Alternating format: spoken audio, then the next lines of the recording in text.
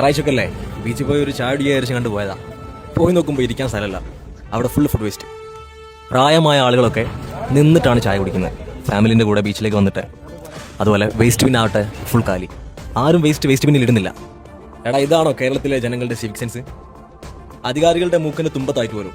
അവരെന്തുകൊണ്ട് ഇതിനെതിരെ ആക്ഷൻ എടുക്കുന്നില്ല? എന്താണ് നിങ്ങളുടെ അഭിപ്രായം? എങ്ങനെയാണ് ഈ പ്രശ്നത്തെ നമുക്ക് പരിഹരിക്കാൻ പറ്റുക?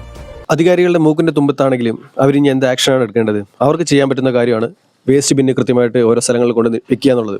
അവിടെ വേസ്റ്റ് ഇടേണ്ടത് ഇവിടെയുള്ള ഓരോ പൗരന്റെയും കടമയാണ്, ഉത്തരവാദിത്തമാണ്. നമ്മുടെ വീട്ടിൽ ഇതേപോലെ നമ്മൾ വേസ്റ്റ് ഇട്ട് നിറയ്ക്കോ?